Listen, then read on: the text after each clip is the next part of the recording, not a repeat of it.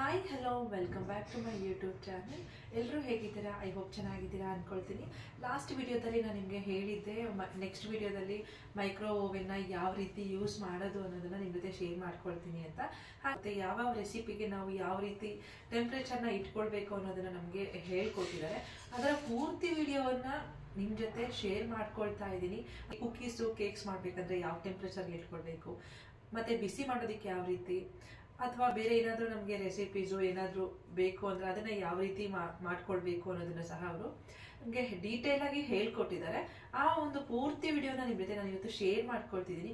ಕಂಪ್ಲೀಟಾಗಿ ವಿಡಿಯೋನ ಸ್ಕಿಪ್ ಮಾಡ್ತೀನಿ ನೋಡಿ. ಮೇ ಬಿ ಕೆಲವೊಬ್ಬರಿಗೆ ಈ ವಿಡಿಯೋ ಯೂಸ್ ಆಗುತ್ತೆ ಅಂತ ಅಂದ್ಕೊಳ್ತೀನಿ. ಯಾಕೆಂದರೆ ಕೆಲವೊಬ್ಬರಿಗೆ ಇಬ್ಬರಿಗೂ ಯೂಸ್ ಆದರೂ ಸಹ ನನಗೆ ಈ ವಿಡಿಯೋ ಹಾಕಿದ್ದಕ್ಕೆ ಖುಷಿಯಾಗುತ್ತೆ. ಹಾಗಾಗಿ ಕಂಪ್ಲೀಟಾಗಿ ಈ ವಿಡಿಯೋನ ಸ್ಕಿಪ್ ಮಾಡ್ತೀನಿ ನೋಡಿ. ಹಾಗೆ ನೀವು ನಮ್ಮ ಚಾನಲ್ನ ಸಬ್ಸ್ಕ್ರೈಬ್ ಮಾಡಿಲ್ಲ ಅಂದರೆ ಈಗಲೇ ಸಬ್ಸ್ಕ್ರೈಬ್ ಮಾಡಿ.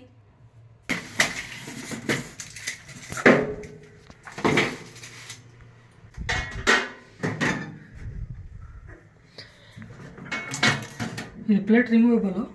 ಇದು ಕರೆಕ್ಟಾಗಿ ಲಾಕ್ ಮಾಡಬೇಕು ಸೆಂಟ್ರಲ್ಲಿ.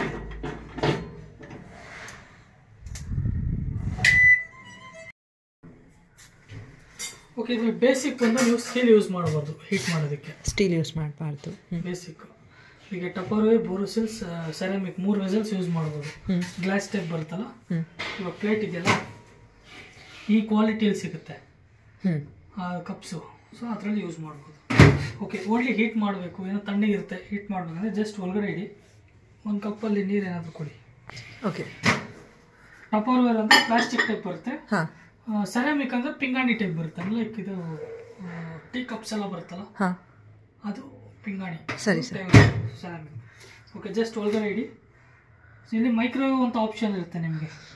ಓಕೆ, ಡೈರೆಕ್ಟಾಗಿ ಟೈಮಿಂಗ್ ಇಟ್ಕೊಳ್ಳಿ, ಸ್ಟಾರ್ಟ್ ಮಾಡಿ. ಇದು ನಾವು ಮೈಕ್ರೋವೇವ್ ಮೋಡ್ ಅಂತೀವಿ.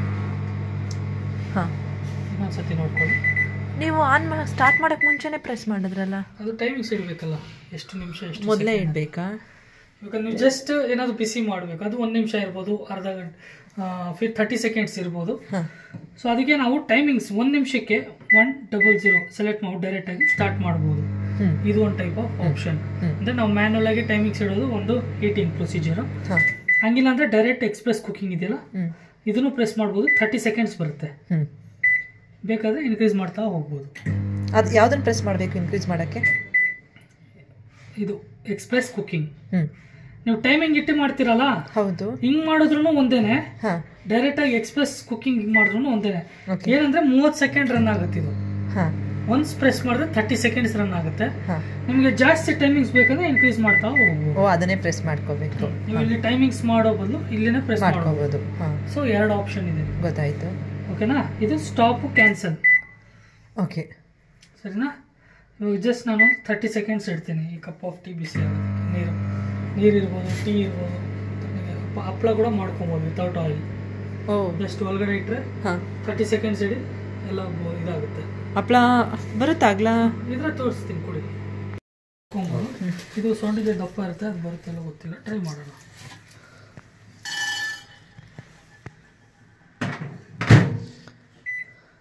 ಒಂದು 30 ಸೆಕೆಂಡ್ಸ್ ಇಡ್ತೀನಿ ಸರ್. ಐಡಿಯಾ ಅಂದರೆ ಮಾಡ್ಬೋದು, ಕಲಿಬೇಕು. 260 ರೆಸಿಪೀಸ್ ಇದೆ, ಮಾಡ್ಬೋದು ಈ ಮಾಡಲಲ್ಲಿ. ಎಷ್ಟು ರೆಸಿಪೀಸ್ ಇದೆ ಸರ್? 260. ಇನ್ನು ಕೆಲವು ಮಾಡಲಲ್ಲಿ 341 ರೆಸಿಪಿ ಬರುತ್ತೆ.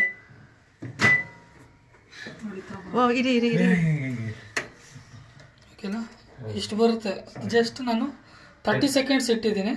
ಆಲ್ರೆಡಿ ಓವನ್ ಹೀಟ್ ಇತ್ತು. ಕ್ರಿಸ್ಪಿನೆಸ್ ಬೇಕಂದ್ರೆ ತಣ್ಣಗಾದ್ಮೇಲೆ ಕ್ರಿಸ್ಪಿನೆಸ್ ಬರಲ್ಲ. ಹೌದು, ವಿತೌಟ್ ಆಯಿಲು ಹಪ್ಪಳ ಈ ಥರ ಇದೆ. ಇದು ನಿಮಗೆ oil free bread basket, tadka ಕರಿ ಅಂತ ಆಪ್ಷನ್ಸ್ ಇದೆ. ಒಂದೊಂದು ಆಪ್ಷನ್ಸ್ ಅಲ್ಲಿ ಇದಕ್ಕೆ ನಾವು ಇನ್ಸ್ಟಾ ಕುಕ್ ಅಂತೀವಿ. ಇದರಲ್ಲಿ ಮೋರ್ ದೆನ್ 20 ರೆಸಿಪೀಸ್ ಇರುತ್ತೆ.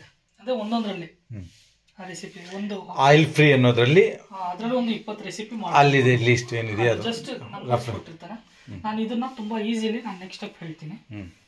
ಇಲ್ಲಿ ಗ್ರಿಲ್ ಕಾಣ್ತಾ ಇದೆ ನಿಮಗೆ. ಹೌದು, ಗ್ರಿಲ್ ಅಲ್ಲಿ ನಿಮಗೆ ರೋಸ್ಟಿಂಗ್ ಮಾಡ್ಬೋದು.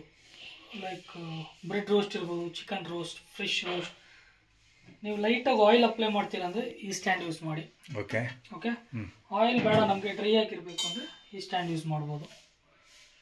ಬಟರ್ ಇಲ್ಲ ಆಯಿಲ್ ಏನಾದ್ರು ಯೂಸ್ ಮಾಡ್ಬೋದು. ಇದು ವೆಟ್ ಕಂಟೆಂಟ್ ಏನಾದ್ರು ಇತ್ತಂದ್ರೆ ಅದನ್ನ ಯೂಸ್ ಮಾಡಬೇಕು. ಲೈಟ್ ಆಗಿ, ತುಂಬಾ ಹಾಕ್ಬಾರ್ದು. ಇದನ್ನಲ್ಲೂ ಅಷ್ಟೇ ಬ್ರೆಡ್ ಇವಾಗ ರೋಸ್ಟ್ ಮಾಡ್ತೀರಾ ಅಂತ ಇಟ್ಕೊಳ್ಳಿ, ಸ್ಲೈಸಸ್ ಇಟ್ಕೊಳ್ಳಿ, ಜಸ್ಟ್ ಒಳಗಡೆ ಇಟ್ಮೇಲೆ ಬೇಕಾದ್ರೆ ಬಟರ್ ಏನಾದ್ರು ಲೈಟ್ ಆಗಿ ಅಪ್ಲೈ ಮಾಡಿ ಬ್ರೆಡ್ ಮೇಲೆ. ಓಕೆ, ಸೊ ಅದನ್ನ ಸೆಲೆಕ್ಟ್ ಮಾಡ್ಬೇಕಂದ್ರೆ ಫಸ್ಟ್ ಗ್ರಿಲ್ ಸೆಲೆಕ್ಟ್ ಮಾಡಿ. ಜಸ್ಟ್ ಗ್ರಿಲ್ ಸೆಲೆಕ್ಟ್ ಮಾಡಿದ ತಕ್ಷಣ ಟೈಮಿಂಗ್ಸ್ ಇಡಬೇಕು. ಇವಾಗ ನಾನು 1 ನಿಮಿಷ ಇಡ್ತೀನಿ, ಇದು 1 ನಿಮಿಷ ಇಟ್ಬಿಟ್ಟು ಸ್ಟಾರ್ಟ್ ಮಾಡ್ತೀನಿ. ಇದೇನಾಗುತ್ತೆ, ಒಂದು ಲೇಯರ್ ಮಾತ್ರ ರೋಸ್ಟ್ ಆಗುತ್ತೆ, ಒಂದು ಲೇಯರ್. ಇನ್ನೊಂದು ಲೇಯರ್ ರೋಸ್ಟ್ ಆಗಬೇಕಂದ್ರೆ ತಿರುಗಿಸಿ ಹಾಕಬೇಕು. ಓಕೆ, ಅದಕ್ಕೆ ನೀವೇನು ಮಾಡಬೇಕು, 1 ನಿಮಿಷ ಇಟ್ಟಿದ್ದೀನಲ್ಲ, 30 ಸೆಕೆಂಡ್ಸ್ ಆಗಿದ ತಕ್ಷಣ ಸ್ಟಾಪ್ ಮಾಡಿಬಿಟ್ಟು ತಿರುಗಿಸಿ ಹಾಕಬೇಕು. ಓಕೆ, ಟರ್ನ್ ಮಾಡಿ ಹಾಕಬೇಕು. ಹಾಕಿದ್ಮೇಲೆ ಮತ್ತೆ ಕಂಟಿನ್ಯೂ, ಅಲ್ಲಿಂದನೇ ಕಂಟಿನ್ಯೂ ಆಗುತ್ತೆ. ಓಕೆ, ಇದು ಗ್ರಿಲ್. ಇದು ಆನ್ ಆಗಿದ್ದಾಗ ನಾವು ಓಪನ್ ಮಾಡಿ ಸ್ಟಾಪ್ ಆಗುತ್ತೆ. ಸ್ಟಾಪ್ ಆಗಿರುತ್ತೆ, ಶಾಕ್ ಹೊಡಿಯಲ್ವಾ? ಏನಾಗಲ್ಲ, ಅದೆಲ್ಲ ಸೇಫ್ಟಿ ರೆಸಿಸ್ಟೆನ್ಸ್ ಇರುತ್ತೆ, ಏನು ತೊಂದರೆ ಇಲ್ಲ. ಹಂಗೂ ಶಾಕ್ ಹೊಡಿತದಂದ್ರೆ ನಿಮ್ಮ ಅರ್ಥಿಂಗ್ ಇಶ್ಯೂ ಇರುತ್ತೆ, ಅದು ನೋಡ್ಕೊಬೇಕು. ಓಕೆ, ಯಾಕಂದ್ರೆ ಇದೆಲ್ಲ ಟೆಸ್ಟೆಡ್ ಆಗಿ ಬರೋದು, ಅರ್ಥಿಂಗ್ ಎಲ್ಲ ಕೊಟ್ಟಿರ್ತಾ ಇದೆ. ಓಕೆನಾ, ಗ್ರಿಲ್ ಗೊತ್ತಾಯ್ತಲ್ಲ. ನೆಕ್ಸ್ಟ್ ಡಿಯೋಡೈಸರ್ ಸ್ಟೀಮ್ ಕ್ಲೀನಿಂಗ್ ಅಂತ ಆಪ್ಷನ್ ಇದೆ. ಸೊ ನೀವೇನಾದ್ರು ಪ್ರಿಪೇರ್ ಮಾಡಿದ್ರೆ ಒಳಗಡೆ ಎಲ್ಲ ಎಣ್ಣೆ ಜಿಡ್ ಸ್ಪ್ರೆಡ್ ಆಗಿರುತ್ತೆ. ನೀವು ಇಲ್ಲಿ ಕಿಚನ್ ಅಲ್ಲಿ ನೋಡ್ಬೋದು, ಸೈಡ್ ಅಲ್ಲಿ ಸ್ಪ್ರೆಡ್ ಆಗಿರುತ್ತೆ. ಆ ತರ ಇಲ್ಲೂ ಅಂಟಂಟ್ ಇರುತ್ತೆ. ಸ್ಮೋಕ್ ಜಾಸ್ತಿ ಬರ್ತಾ ಇದೆ ಅಂದಾಗ ನೀವೇನ್ ಮಾಡ್ಬೇಕು, ಒಂದು ಬೌಲಲ್ಲಿ ನೀರು ಹಾಕ್ಬಿಟ್ಟು ಲೆಮನ್ ಅರ್ಧ ಕಟ್ ಮಾಡಿ ಒಳಗಡೆ ಇಟ್ಬಿಡಿ. ಈ ಎಕ್ಸಾಂಪಲ್ ಇದೇ ಬೌಲಲ್ಲಿ, ಆ ಬೌಲಲ್ಲೇ ಅರ್ಧ ಲೆಮನ್ ಕಟ್ ಮಾಡಿ ಒಳಗಡೆ ಹಾಕಿಟ್ಬಿಡಿ ನೀರು ಹಾಕ್ಬಿಟ್ಟು. ಸೊ ಡಿಯೋಡೈಸರ್ ಸ್ಟೀಮ್ ಕ್ಲೀನಿಂಗ್ ಅಂದ್ರೆ ನಿಮಗೆ ನೀವು ಎಷ್ಟು ಉಜ್ಜಿದ್ರೂ ಅದು ಹೋಗಲ್ಲ, ಎಣ್ಣೆ ಜಿಡ್ಡಲ್ವಾ. ಸೊ ಅದನ್ನ ನೀವು ಲೂಸ್ ಆಗಿ ಕ್ಲಿಯರ್ ಆಗಿ ಬರಬೇಕು ಅಂದ್ರೆ ನೀವು ಸ್ಟೀಮ್ ಕ್ಲೀನ್ ಮಾಡಬೇಕು. ಸ್ಟೀಮ್ ಬಿಟ್ಟಾಗ ಈಸಿಲಿ ಬಂದ್ಬಿಡುತ್ತೆ.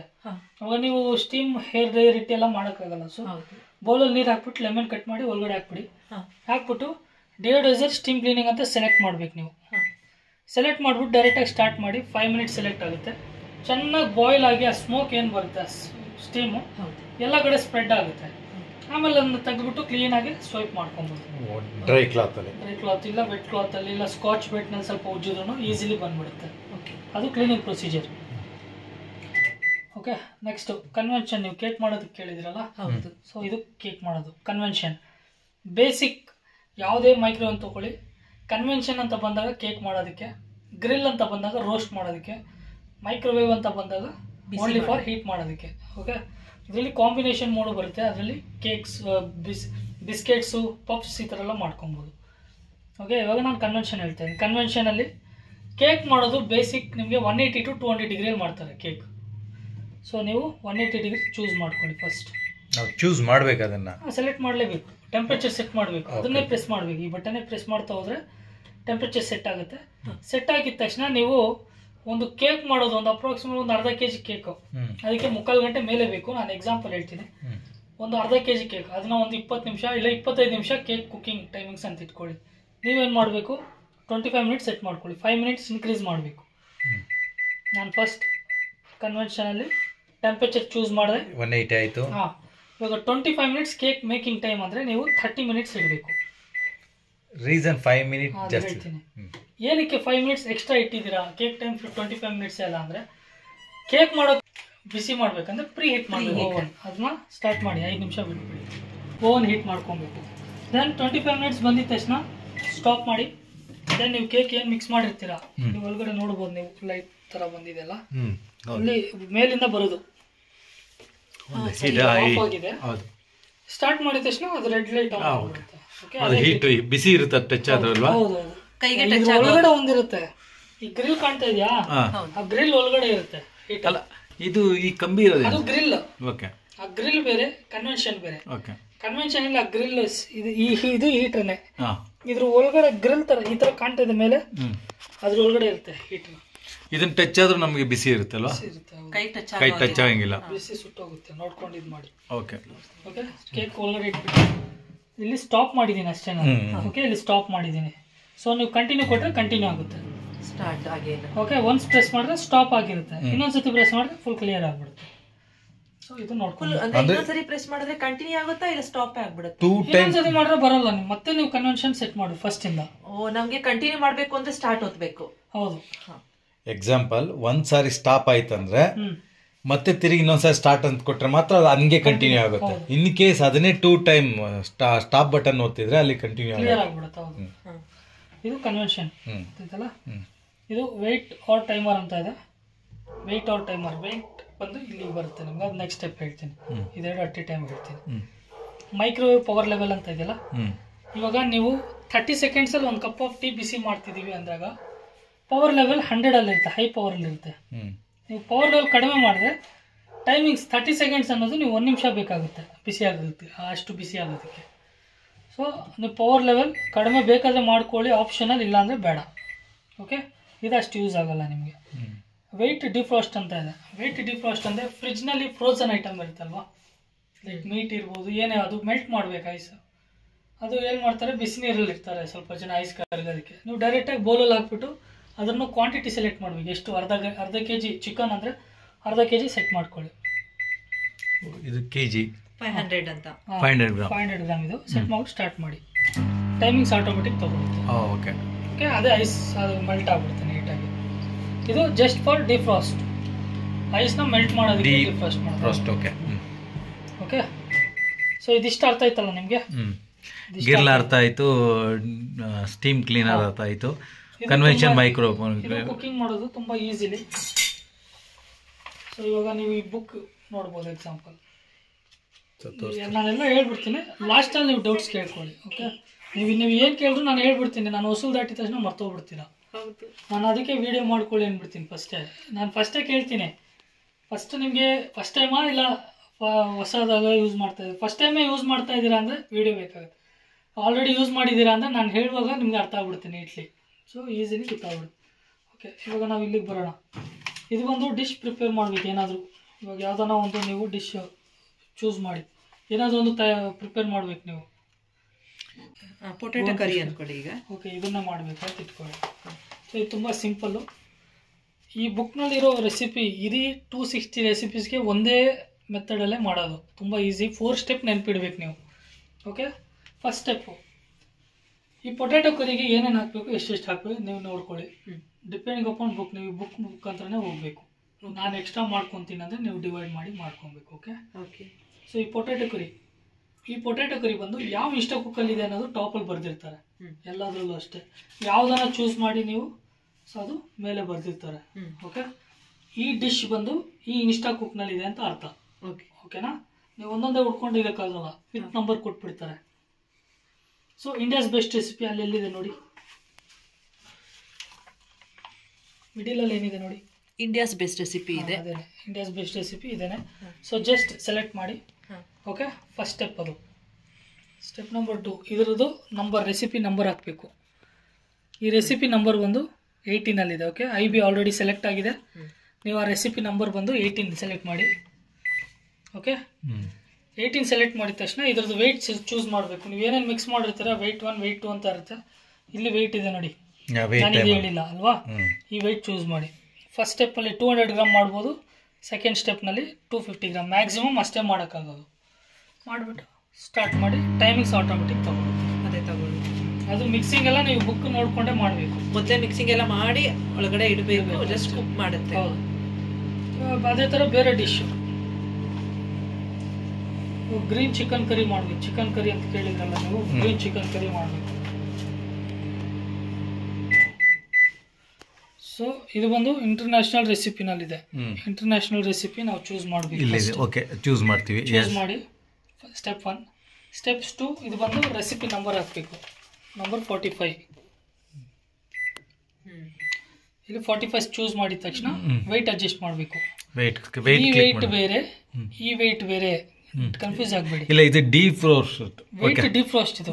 ಇದು ವೆಯ್ಟ್ ಆರ್ ಟೈಮರ್ ಇದೆ, ಚೂಸ್ ಮಾಡಬೇಕು. ಇದೇ ಚೂಸ್ ಮಾಡಬೇಕು. ಸೆಲೆಕ್ಟ್ ಮಾಡಿಬಿಟ್ಟು ಸ್ಟಾರ್ಟ್ ಮಾಡ್ಕೊಳ್ಳಿ. ಟೈಮಿಂಗ್ಸ್ ಆಟೋಮೆಟಿಕ್ ತಗೊಳುತ್ತೆ. ಓಕೆ, ಹಾಗೆ ನಿಮಗೆ ಇದು ಚೂಸ್ ಮಾಡೋಕ್ಕೆ ನನಗೆ ಬರ್ತಾ ಇಲ್ಲ, 4 ಸ್ಟೆಪ್ನು ಕನ್ಫ್ಯೂಸ್ ಆಗ್ತಾ ಇದೆ ಅಂದರೆ ತುಂಬ ಸಿಂಪಲ್, ಇಲ್ಲಿ ಮೇಲೆ ಬರೆದಿರ್ತಾರೆ ನೋಡಿ. ಸ್ಟೆಪ್ 1 ಏನು ಮಾಡಬೇಕು, choose the main option. Okay, step 2 recipe number, select the recipe number. Okay, step 3 press the weight button, choose weight button ಈ ಕಡೆ. Okay, step 4 start. ಸೊ ಈ 4 ಸ್ಟೆಪ್ ನಿಮಗೆ ನೆನಪಿದ್ರೆ ಈಸಿಲಿ ಮಾಡ್ಕೊಬೋದು 260 ರುಪೀಸ್. ಓಕೆ ಏನು ತೋರಿಸಿಲ್ಲ. ಒಂದೇ ಸರಿ ಎಕ್ಸ್ಪ್ರೆಸ್ ಕುಕಿಂಗ್ ಅಂತ ಇಲ್ಲ ಅಂದ್ರೆ ಡೈರೆಕ್ಟ್ ಎಕ್ಸ್ಪ್ರೆಸ್ ಕುಕಿಂಗ್ ಕೂಡ ಮಾಡ್ಬೋದು. ಒಂದು ಕಪ್ ಆಫ್ ಟೀ ಬಿಸಿ ಮಾಡಬೇಕಾ ಡೈರೆಕ್ಟ್ ಎಕ್ಸ್ಪ್ರೆಸ್ ಕುಕಿಂಗ್ ಸೆಲೆಕ್ಟ್ ಮಾಡ್ಕೊಳ್ಳಿ.